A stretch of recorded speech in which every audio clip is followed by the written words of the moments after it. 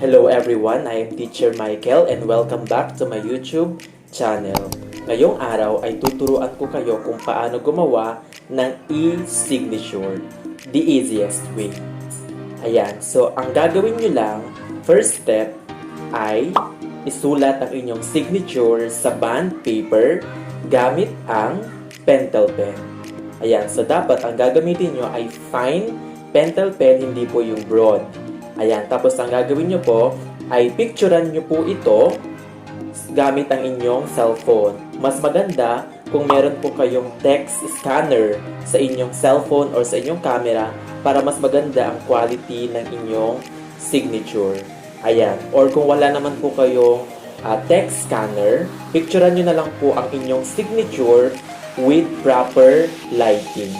Ayan, so after that, ang gagawin nyo po ay i-upload nyo po ang inyong picture o ang inyong signature sa removebg.com.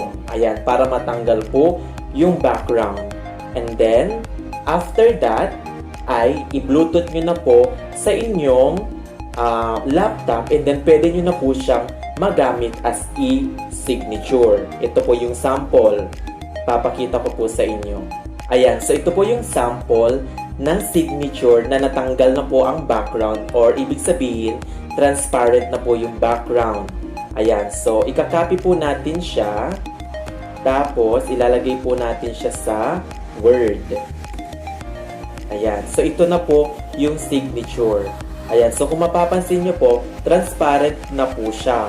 Wala na po yung background na bond paper. So ang gagawin lang natin, para maigalaw po natin itong picture o itong e-signature ng maayos, ay i-wrap text lang po natin. Right click, tapos click yung wrap text, tapos i-click po yung in front of text.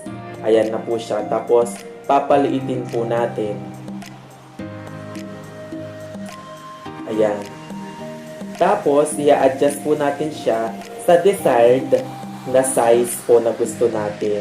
So, ayan na po yung ating e-signature.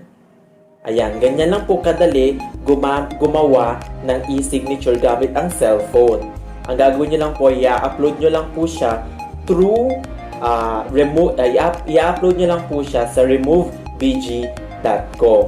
Ayan. Ngayon naman, kung gusto nyo naman pong gawing PNG format ang inyong e-signature, ang kailangan nyo lang pong gawin ay pumunta sa PowerPoint.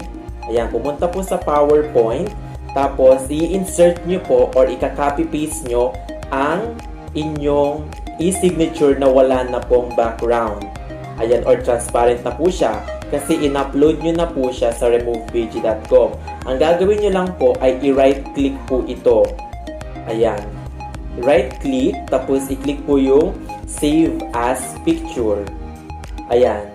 Kung mapapansin nyo dito, automatic na po siya na PNG format. Kung hindi naman po naging automatic na PNG format, ang gagawin nyo lang po ay i-click po ito. Tapos hanapin nyo po yung PNG format. Tapos ilagay natin e-signature. Ayan. Tapos isi-save na po natin siya. Ayan, kung saan po natin siya isi-save, dapat alam po natin para madali po nating mahanap. So, ito na po yung ating PNG format na ginawa ko po through PowerPoint. Ayan. Copy. Tapos, i-paste po natin dito sa Word. Tapos, i-wrap text. Tapos, click in front of the text. Ayan.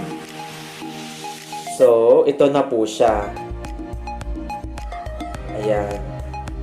Ito po ay PNG format. Pero parang same lang din po siya doon po sa ginawa natin through phone. Ayan. Kung i-compare natin, very same lang po siya. Ayan. So, ilalagay din po natin siya dito. Ayan. Tapos, i-adjust po natin siya. Ayan. So, ito na po yung ating signature. Itong una, ginawa ko through sa phone. In-upload ko siya sa removebg.com. Ayan, itong second naman ay in-upload ko through removebg.com pero nilagay ko sa PowerPoint tapos sinave ko siya as PNG format.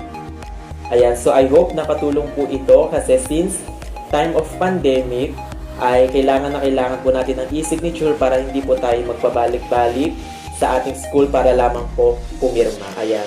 Thank you for watching and see you on my next video.